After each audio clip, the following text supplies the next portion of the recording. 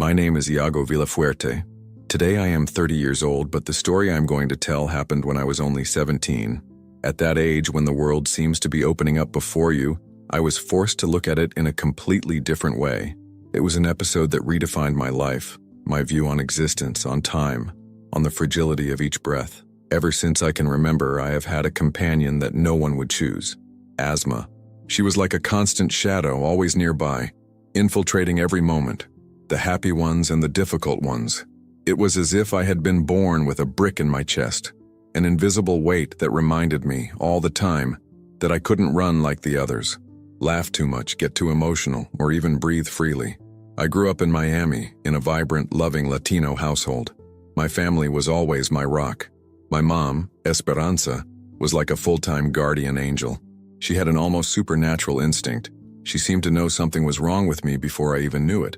My dad was there too, of course, but my mom, she was the front line. I guess that's what moms do, right?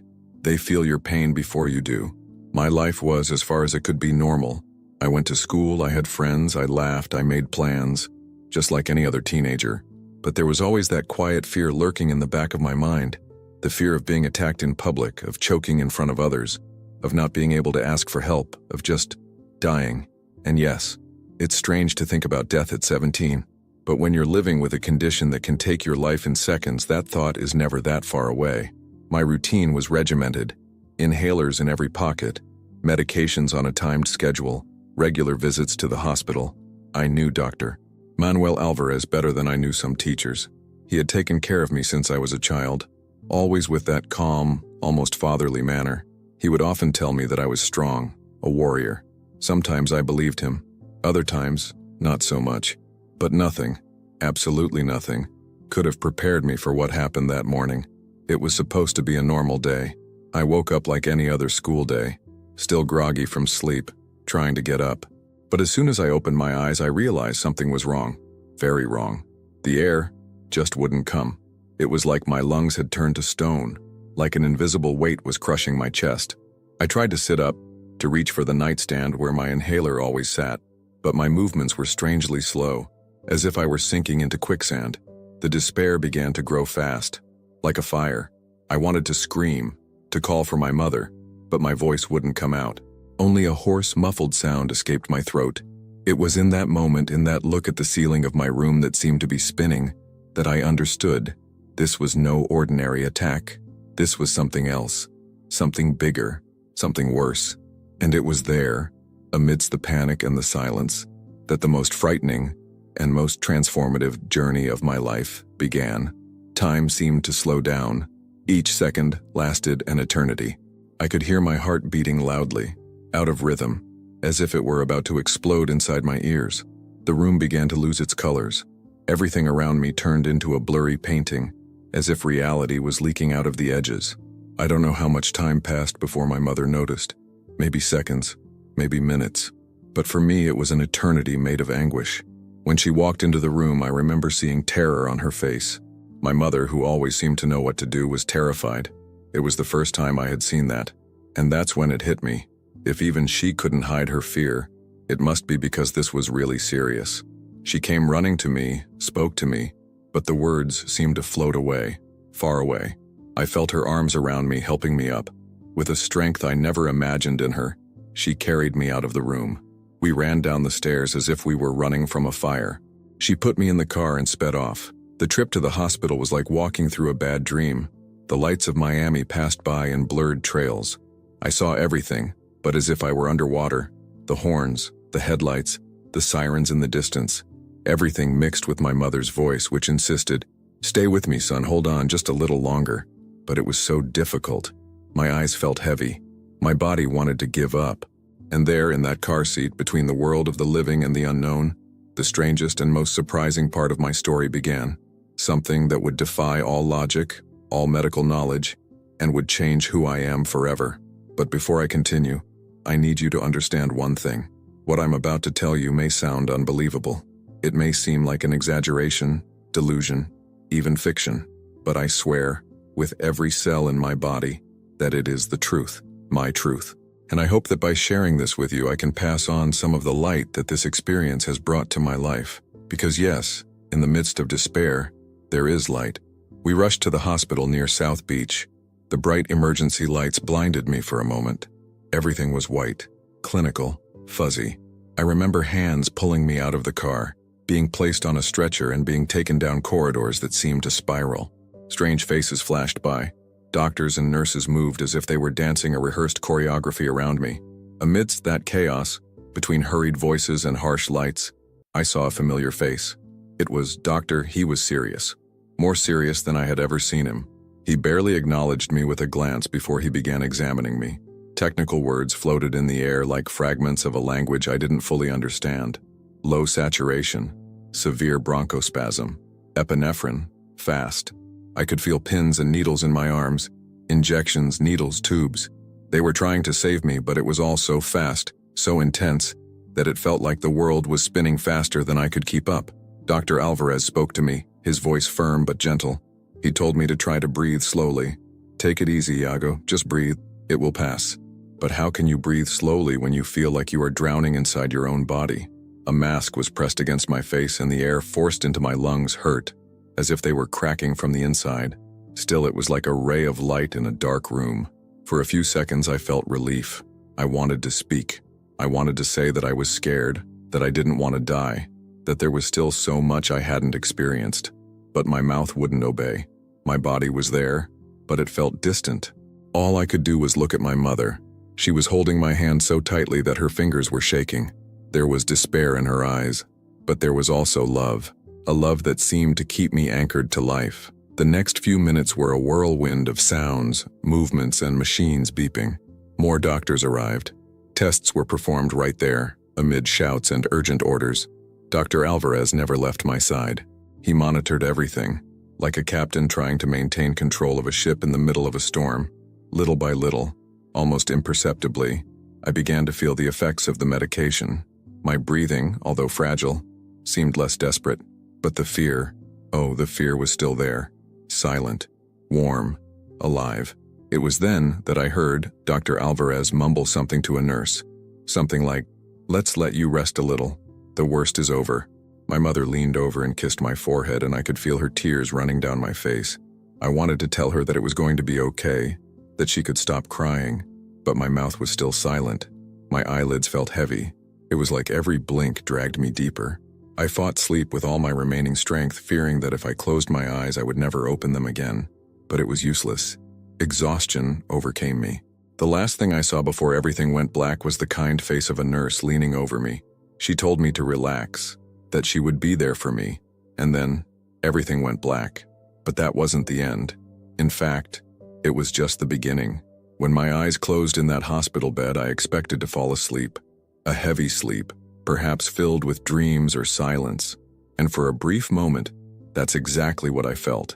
That familiar numbness, that feeling of my body shutting down, giving in.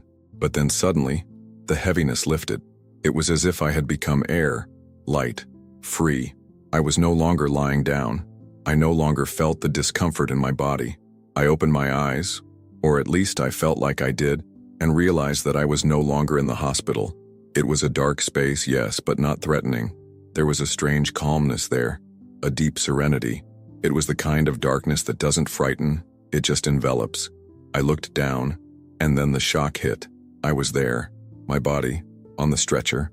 Tubes were coming out of my nose, my arm. The machines were still beeping, the doctors were still fighting. And my mother, she was still holding my hand, now with her face pressed against the sheet, praying softly with a choked voice. My first impulse was to scream, to say, "Mom, I'm here, I'm okay." But no sound came out. I tried to get closer, but it was as if there was an invisible wall between us, a barrier made of something I couldn't name.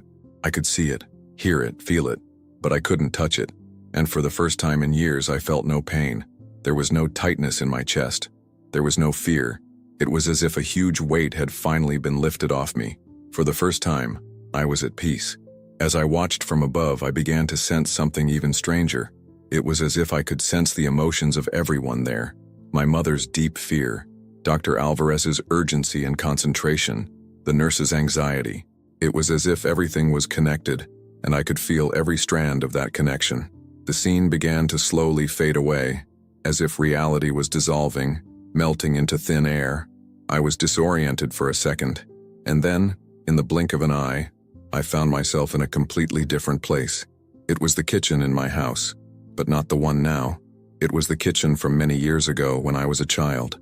The same worn wooden table, the flowery curtains, the smell of freshly made pancakes in the air, and there, with her back to me, was my abuela Camila. My heart stopped for a moment.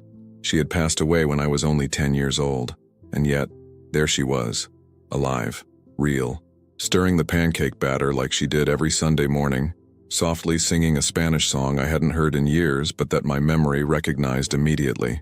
A wave of emotion washed over me completely. It was as if all the pain, fears, and doubts in my life were suddenly washed away by that simple moment. Grandma was there, and that was just the beginning. I tried calling out to her, "Grandmother," I whispered with all the strength I had, but no sound came out of my mouth. Nothing. It was like I had no vocal cords left, like the sound simply didn't exist there. I walked closer, feeling an intense mix of hope and confusion, and reached out toward her. But when I touched her shoulder, my hand went right through, like I was made of air, like I was a ghost. It was at this moment that panic began to take shape. My head was spinning. What was happening to me? Was I dead? Was that a dream? A hallucination? Before I could even begin to process it all, the smell of pancakes, the warmth of the kitchen, the figure of my grandmother, it all began to fade away like smoke in the wind. A second later, I was surrounded by darkness again. But this time I wasn't completely alone. All around me I felt presences. I can't call them people, because they had no form. There was no face, no body, no voice. They were more like essences, silhouettes made of energy, floating, hovering in that dark space. And yet each one exuded emotions. Confusion, sadness, disorientation. Everyone there seemed as lost as I was. I tried to communicate. I tried to reach out to one of these presences to seek some kind of connection, some kind of explanation, but it was as if we were all trapped in invisible bubbles, isolated in our own existence. I could feel the others. He knew they were there, but he couldn't touch them. I couldn't hear them, and even they couldn't hear me. It was in this silent void between despair and impotence that something caught my attention. In the distance, very far away, there was a point of light. At first, it was so small that I almost doubted its existence. Maybe it was just a reflection of my mind trying to give me hope. But the more I looked, the more that light grew, gaining shape, intensity, presence. It was as if, within that dark immensity, there was a beacon calling me silently. Not with words, not with sounds, but with something much deeper. A certainty, a call. I needed to go there. I didn't know why. No way. But every fiber of my being told me that light was the answer. And then I left it all behind. The darkness, the confusing presences, even the fear, all were left behind as I began my journey toward the light. But what does it mean to move in a place where there is no ground, no direction? I didn't walk. It didn't fly either. It was like being gently pulled, like a piece of metal being attracted by an invisible magnet. The light seemed to call me and lead me at the same time. And as I got closer, it grew larger, but not in a threatening way. On the contrary, that light, it was the most tender embrace I had ever felt without arms. It was the warmth of the winter sun on my face. It was safety. It was love. And when I finally reached her, it was like diving into an ocean of peace. There, surrounded by light, everything changed. All the fears, all the doubts, all the pain in my life disappeared. It was as if I had taken off a heavy coat that I had been carrying since birth, without ever realizing how much it was suffocating me. At that moment, I felt whole, complete. Nothing was missing. I was me. But at the same time, it was more. It was like I could feel all, the pain and joy of the world, the beauty of living, the sadness of those who leave, the strength of those who stay. And then I realized I wasn't alone there. I didn't see a figure per se. There was no face, no body, no voice, but there was a clear presence, a warm awareness that radiated an ancient, quiet, profound wisdom. I didn't feel afraid of it. On the contrary, I felt as if I were standing before someone who knew me better than I knew myself. This presence presented itself as my mentor, but not with spoken words. It was as if the understanding simply arose within my mind, like a memory that had always been there. She welcomed me with a tenderness that is difficult to explain, and with unparalleled delicacy, she began to guide me. What came next was like a journey into my own life, but not like watching a movie. It was more vivid than that. I revived every moment. I felt the emotions again, with full intensity. I saw scenes from my childhood that my conscious memory had already left behind. I saw my father's eyes shining when I learned to ride a bike. I felt my mother's hand holding mine on the first day of school. I heard myself laughing with my cousin in the backyard, chasing a kite. But I also saw the dark moments, the times I was selfish, when you lie, when I hurt people unintentionally, or even with her. The difference is that there was no judgment, just understanding. My mentor showed me everything with infinite patience, and as I watched each of these moments, she made me understand something greater, that every action, every word, even every thought, generates a wave, a vibration, and these waves spread, touching things, people, lives, in ways we can't even imagine. I saw the day I defended a classmate at school, a boy who was being bullied and who I, almost without thinking, protected. For me, at the time, it was just a moment, an almost automatic attitude. But there, with my soul's eyes open, I could see the impact it had on his life and on other lives around him.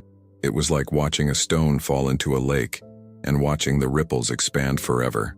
The mentor showed me this with love, not to judge me, but to teach me. It was then that I understood. This experience, as surreal as it was, had a purpose, and I had not yet completed my journey. During that entire process of reviewing my life, I felt something I had never experienced with such clarity, an unconditional love coming from my mentor. It was a love that did not waver, did not judge, did not expect anything in return. No matter what I had done, whether it was good deeds or mistakes that I carried as scars on my soul, this love remained constant, firm, like the light of a lighthouse in the middle of a storm. And it was then that something profound began to change within me. Little by little, I began to feel that same love for myself, a true love, devoid of shame, guilt, or demands. And almost magically, that feeling expanded, first to myself, then to everyone around me. Every person I had ever crossed paths with, every stranger who had passed me by without even knowing my name, they were all in some way connected to me. It was as if, for the first time, I could see the invisible web that connects us all. I saw clearly. Life is not about chasing material things. It is not about accumulating awards, possessions, or recognition. Life is about growing. It is about learning. It is about loving. It is about the connections we make and the positive impact we leave on the world. And this silent, simple, and immense truth, took root in me like a new root. When the review was over, I felt as if I had been remade. Not just renewed, transformed. It was as if someone had cleaned a dusty lens I hadn't even realized I was using, and now everything seemed sharper, more alive, more true. But my journey was not over yet. My mentor, with the same serenity as always, made me understand that there was more, that I still needed to see, feel, and understand things that would challenge everything I thought I knew, about the world, about myself, about time itself. And then, before us, something impressive appeared, an immense screen made of pure energy.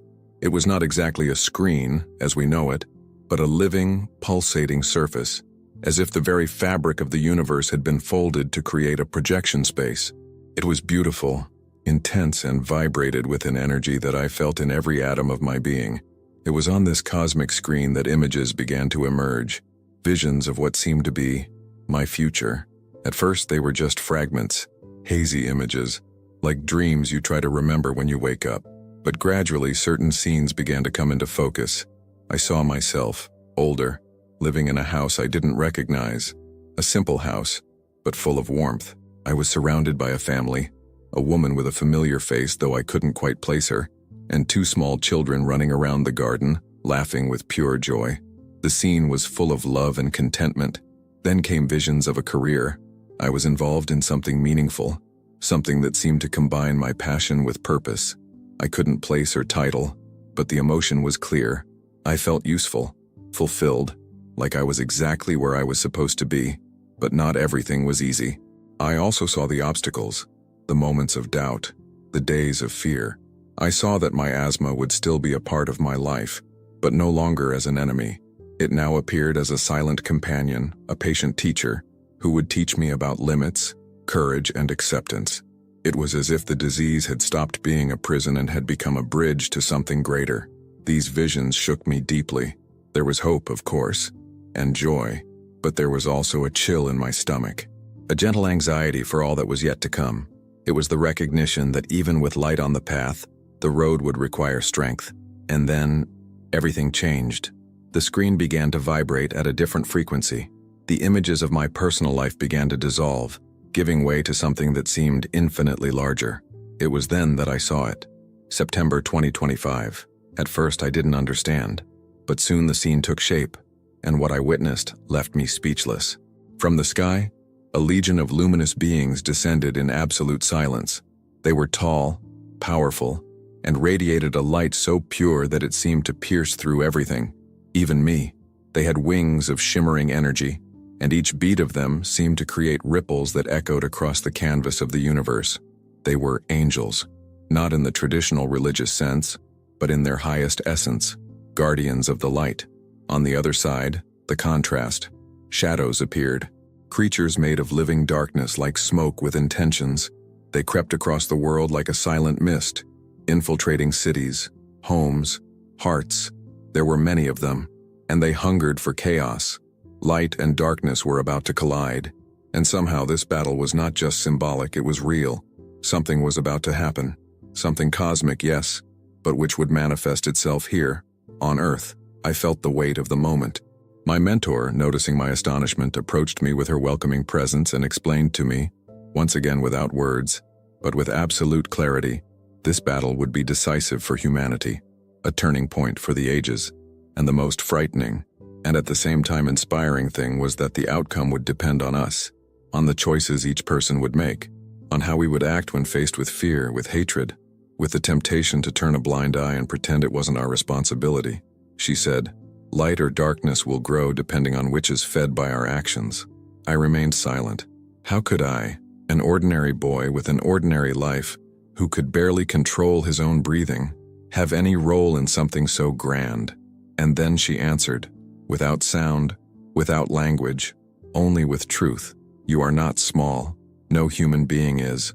Every act of kindness, every choice of love over fear, is a flame lit in the darkness." And in that moment I understood, but my mentor assured me with tenderness and firmness. Each of us has an important role to play, even if, at first glance, that role seems small or unimportant. We may not always be able to see the immediate impact of our actions, but that does not mean they are in vain. Some seeds bloom in silence, out of sight, but transform entire landscapes over time. As that colossal vision finally began to dissipate, I felt an almost physical internal shift. I was no longer just Iago, the asthmatic kid from Miami who grew up surrounded by medicine, care, and fear. I was now part of something infinitely greater, a conscious, awake participant in a cosmic drama unfolding far beyond the confines of Earth and time. And in that moment, I understood. I had come back to life for a reason, a mission, something that went far beyond my own existence. The awareness of this mission frightened me. It was, after all, an immense responsibility. How could someone as ordinary as me carry such a burden? But at the same time, something new was being born within me, a silent strength, an almost wild desire to fulfill this purpose, a spark of determination that grew like fire in dry wood. I looked at my mentor, this presence that was pure love, calm wisdom, with eyes full of questions. I needed to understand more, to understand what it all meant. For me, for the world, for life itself. Noticing my restless mind, my mentor led me with immense delicacy to a new space. It was a garden, but not a garden like those on Earth. There were no flowers with petals, nor trees with leaves. It was more like a field of living, pulsating energy that emanated the same serenity we feel when walking barefoot on wet grass, or listening to the sound of the wind through the trees. There, everything vibrated in perfect harmony, like a silent song made of peace.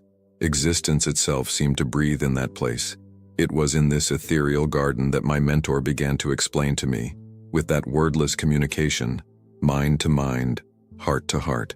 "Iago," she said, and I felt the name vibrate within me like a summons. "What you have seen is only a fraction of the grand plan of the universe. The battle you have witnessed is a symbolic and energetic manifestation of an eternal conflict, the tension between light and darkness, between love and fear. This struggle does not only take place in the heavens, it takes place within every human being, every day. She explained that the angels I saw were not winged figures like in paintings, but pure representations of loving energy, positive intention, and active compassion. Likewise, the shadows represented fear, doubt, and selfishness, forces that feed on what is unresolved within us. Then I asked, "But why? Why, EU?"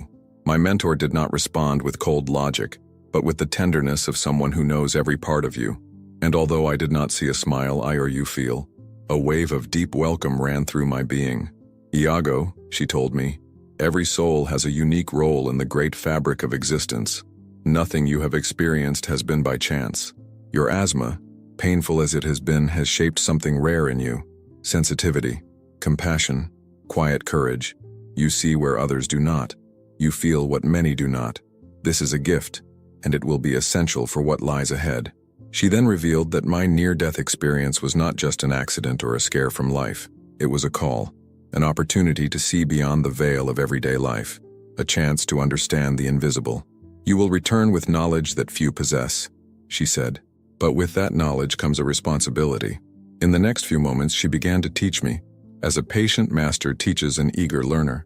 He spoke about the nature of reality, about how our thoughts, words, and intentions shape not only our own lives, but the very fabric of the universe.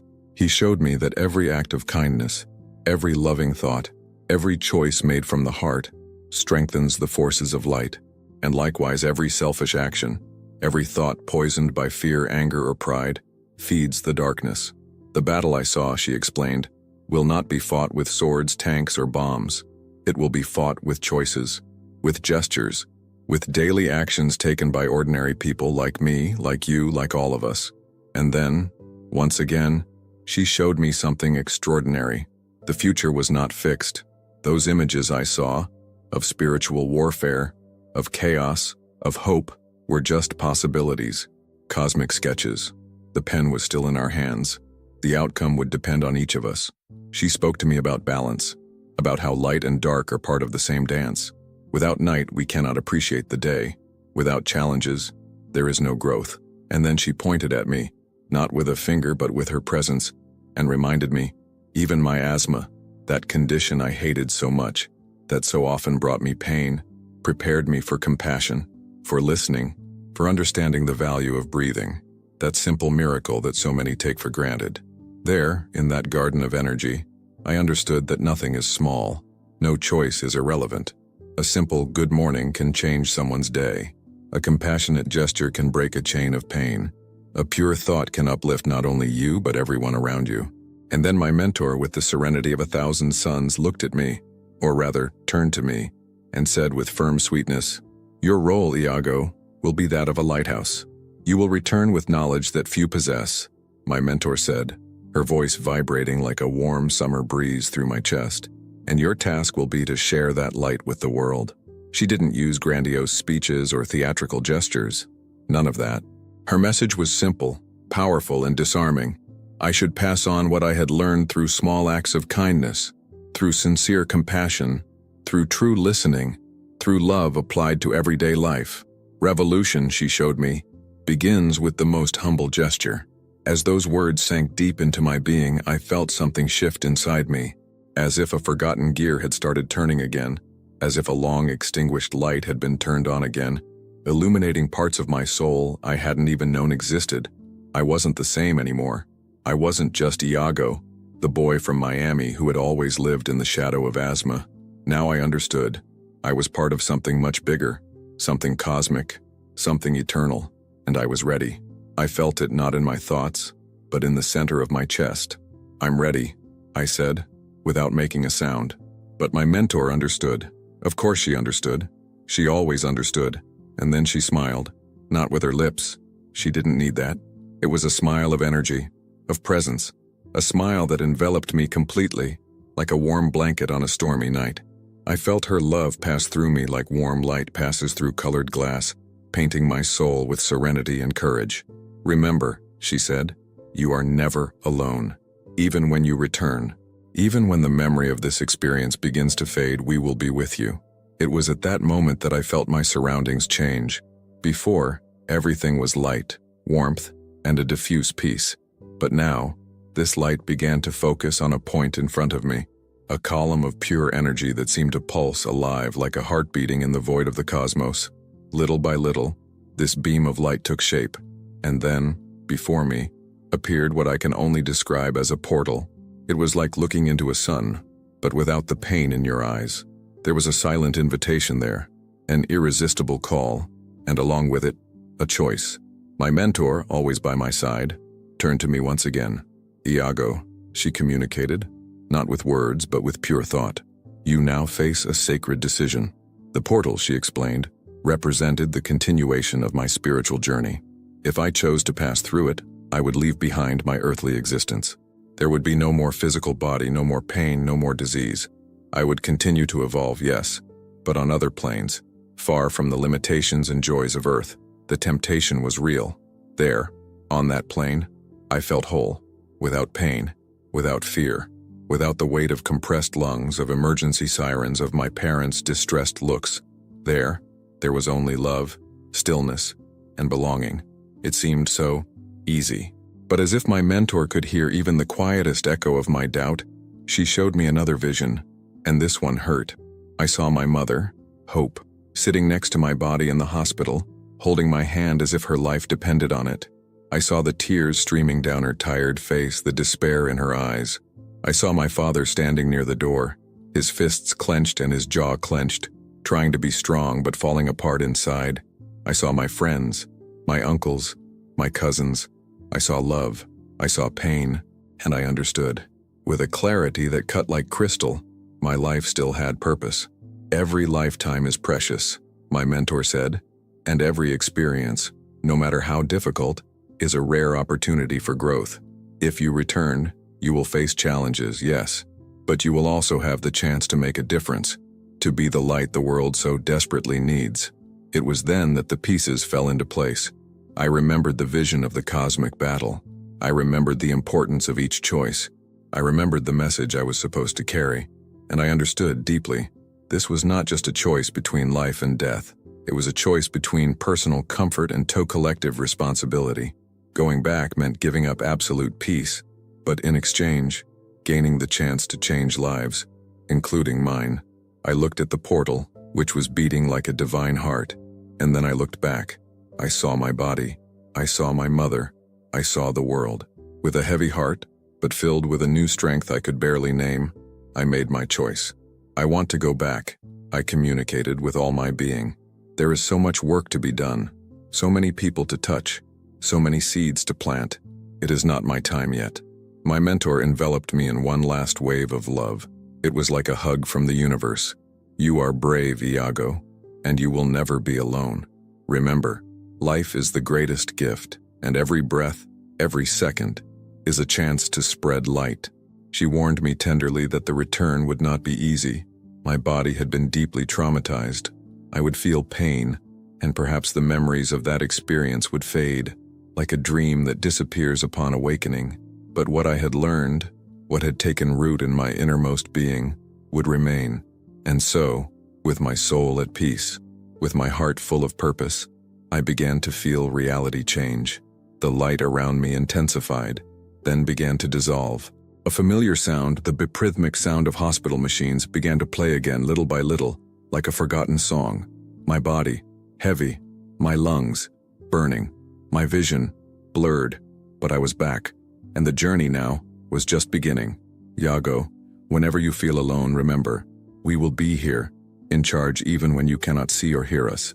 These words echoed inside me like a beacon, as I felt my body being pulled back, as if I were fighting against a strong and relentless current. Each movement required enormous effort, like swimming in turbulent waters that did not want to let me go.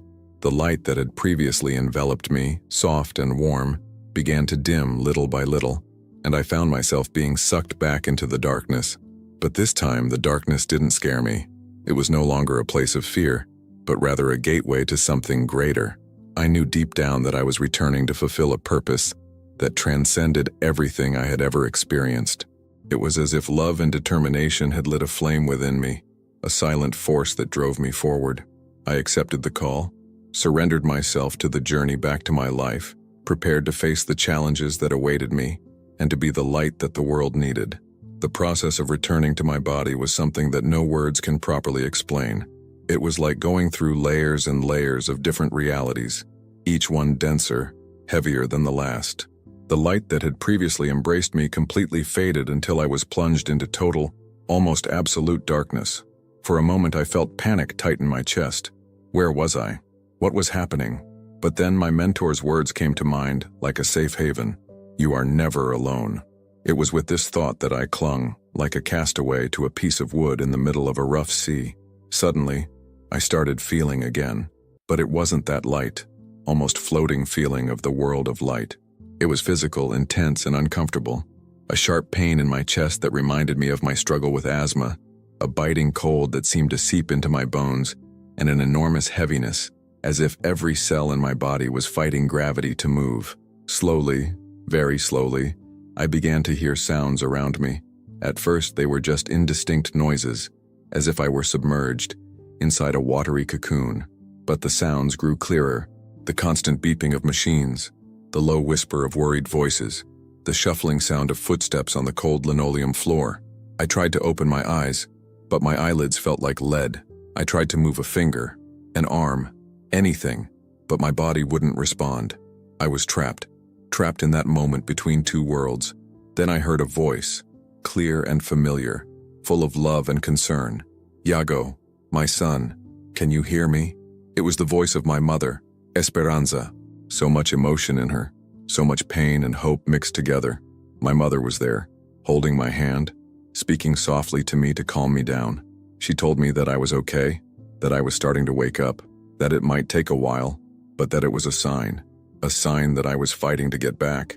Little by little, flashes of my life passed through my mind, images of moments I had lived, of profound lessons. I tried to hold on to each thought, as if I were holding on to the last leaves of a tree before they fell. I don't know how long I remained in this semi-conscious state, perhaps minutes, perhaps hours, or even days. Time seemed to not exist in there, but slowly, I began to feel a gentle control returning to my body. First, a slight movement of the fingers, then the feeling of my lips moving, even though no words came out. And after an eternity, my eyes opened. The light in the hospital room blinded me for a moment, and I blinked several times until I could focus. And then there she was, my mother, her eyes red and swollen from crying so much, but with a smile that lit up everything around her. Iago, she exclaimed, holding my hand so tightly that it seemed like she never wanted to let go. Thank God you're back. I tried to speak, but my throat was dry and sore. Only a hoarse sound came out of my mouth. It was Dr. Alvarez, who was on the other side of the bed, who quickly offered me a glass of water and a straw. After a few sips, I finally managed to say, my voice weak but firm, Mom, I'm back. I chose to come back. There was confusion in her eyes, but also immense love and deep relief. Dr. Alvarez began asking questions, checking my vital signs, but it all seemed distant, as if it were happening outside my body. Lying in that hospital bed, weak and aching, I felt something new, more alive than ever. I knew with certainty that my true journey was just beginning. I had returned with a purpose, carrying precious knowledge and a mission that was now mine to fulfill, and nothing would stop me from being the light the world so desperately needed. I looked out my bedroom window and saw the bright blue Miami sky. Outside, the world looked exactly the same. The sun lit the streets, the wind rustled the leaves in the trees, and the distant sound of cars filled the air. But inside me, something had changed forever. I was no longer the same. There was something deep and quiet that now resided in my chest, a mixture of love, wisdom, and renewed determination. I was ready to face whatever came, armed with the light and learning I had brought from the other side. The days that followed my awakening in the hospital were like a roller coaster of emotions and challenges.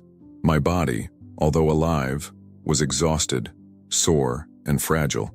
The doctors explained that what I had been through was a traumatic experience and that recovery would take time for my body to recover and for my mind to find balance as well. My asthma, which had been a constant specter, finally seemed under control, thanks to the intensive care I received. But even then, I knew the real challenge wasn't physical. It was something much more complex inside me. How could I explain to people what I had experienced? How can I tell about the light, the mentor, and the lessons I learned on the other side? And perhaps the most difficult, how to incorporate all of this into my routine, into my everyday life. At first I was eager to share everything. I spoke to my parents, to Dr. Alvarez, to the nurses. I told them all about the light that surrounded me, about the voice of my mentor who guided me, about the lessons I had learned in that other dimension. Some people listened to me with fascination, their eyes shining with curiosity, while others were skeptical and somewhat distant. Dr. Alvarez, in particular, showed great interest, asked detailed questions, and took careful notes. My mother, Esperanza, watched everything with a mixture of wonder and concern. One day, holding my hand, she said to me in a soft voice, "Son, it doesn't matter what you saw or felt there. What really matters is that you are here with us now." As the days went on, I began to realize that not everyone was ready or willing to hear my story. Some friends who came to visit seemed uncomfortable when I brought it up, quickly turning the conversation to school or what I had missed while I was hospitalized. Little by little, I learned to choose carefully what to tell, to whom, and when. I realized that the real lesson was not in making everyone listen, but in living what I had learned, letting my actions speak for me. Adapting to normal life was a challenge in itself. Things that had once seemed crucial, grades in school, fashionable clothes, petty arguments, now felt empty and irrelevant in the face of the grandeur of my experience. At the same time, simple details began to take on new meaning. The sincere smile of a stranger, the soft song of birds in the morning, the unexpected kindness of a gesture. Everything seemed charged with beauty and meaning. My relationship with asthma changed too. Before, I had seen it as an enemy, something to fight and hate. Now, while it was still an obstacle, I saw it as part of my journey, a constant lesson in compassion and resilience, a reminder that the body has its weaknesses, but the spirit can grow stronger. One of the biggest changes, however, was in the way I related to others. I remembered my mentor's words about the interconnectedness of everything, how each life is connected to another, in invisible and profound ways. I began to practice more empathy, trying to see beyond appearances, seeking to understand the struggles that each person was silently facing. At school, I realized that I was more patient, more willing to help classmates who were struggling, more open to listening and supporting. I got involved in volunteer work, feeling that each small act of kindness was a way of honoring what I had learned. But of course, not everything was easy. There were days when the responsibility for the knowledge I carried felt like a crushing weight. The vision of the future, the cosmic battle that was to come, weighed on my mind like a huge shadow. How could I, an ordinary teenager, make a difference in the face of something so grand? At times like these, doubt almost overcame me. It was during one of these crises that I remembered my mentor's words.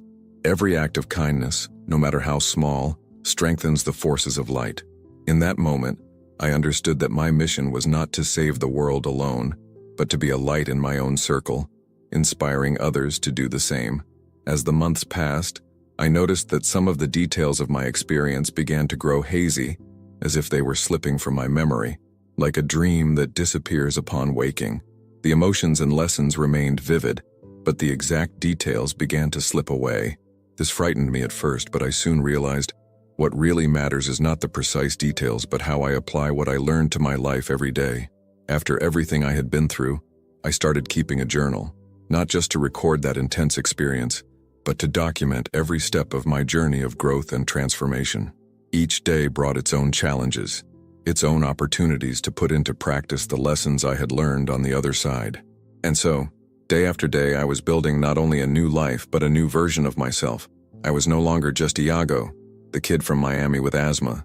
I was someone who had glimpsed something beyond the ordinary, someone with a greater purpose, a mission to fulfill. The life I chose to return to was just beginning, and I was determined to make every moment, every breath count. Today, 13 years have passed since that morning that changed everything. 13 years since I was on the brink of death and chose to return. Looking back, I see that every day since then has been an intense journey of discovery, growth, and of course, challenges that have tested my strength and my faith. A lot has changed in that time. I graduated from high school, went to college, and began building a career. I've been in a relationship for 4 years now. With a college classmate, someone I feel in my heart of hearts is the future wife I glimpsed during my near-death experience. Life has moved on, as it does for all of us, with its twists and turns and surprises. My asthma? It's still with me, of course. I still have bad days, I still need to use an inhaler every now and then, but my relationship with it is completely different. Today, asthma is not a burden. It is not an enemy that I have to fight. It is a constant reminder of the fragility of life, of the preciousness of each breath, and of the strength we have within us to overcome the obstacles that arise along the way. The knowledge and lessons I brought from that other reality continue to shape every day of my life. I try to live with purpose, aware of the impact my words and actions have on the people around me. It's not always easy. There are times when I fall into old habits, get lost in trivial concerns, but it is in these moments that I turn to the greater vision that has been revealed to me, and it brings me back, centers me. One of the biggest challenges has been carrying the weight of knowledge about the future. The vision of that coming cosmic battle, scheduled for September 2025, never leaves my head. As the date approaches, I feel a mixture of anxiety and anticipation pulsing through me. Part of me wants to scream to the whole world, warn everyone of what's coming. But I learned with great effort that this is not the way. My role is not to spread fear or try to convince those who are not ready to listen. My role is to be a beacon, a constant light, inspiring others through my actions and the way I live my life. I have become increasingly involved in community work and causes that promote kindness, understanding, and empathy. I believe that every gesture, no matter how small, strengthens the forces of light. It is not about great heroic deeds, but about small daily actions that, when added together, make all the difference. Sometimes I wonder if everything I've seen will really happen. Have I understood everything correctly? Can my actions, and those of others like me, change the course of events? I have no clear answers to these questions. All I can do is continue to live as I've learned, trusting that I'm on the right path. One of the greatest lessons I have learned is the importance of being present, of living in the moment. Even though I know the future, I understand that I cannot get lost in it. Every interaction, every encounter, is an opportunity to spread light, to make a difference here and now. Looking to the future fills me with apprehension, of course. The magnitude of what lies ahead is daunting, but along with the fear, I carry an immense hope, the hope that humanity can come together, that we can choose the light even when the darkness seems so great. I don't know exactly what September 2025 will bring. I don't know how this cosmic battle will play out in our physical world, but I do know that I will be ready to face it, not as a lone hero, but as part of a living web of connected souls, each doing their part to light up the world. As I prepare for what lies ahead, a quote from my mentor rings true and clear: "You are never alone." This truth is not just an empty comfort. It is a profound force that I feel pulsing through every fiber of my being.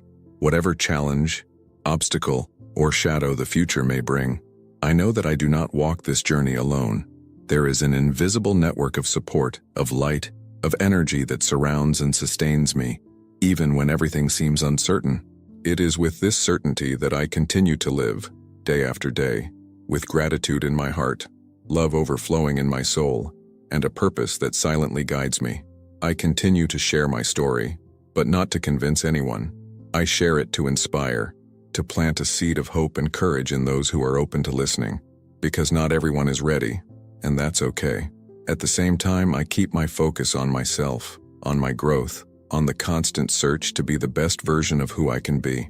The near-death experience I had at 17 was not an end, but the true beginning, a portal that opened me to a daily, continuous journey, full of learning, challenges, and transformations. I know the road ahead is still long. The days, months, and years ahead carry the unknown, and I can't deny that, even with all the preparation, I still feel a slight pang of anxiety. But stronger than the fear is a deep gratitude.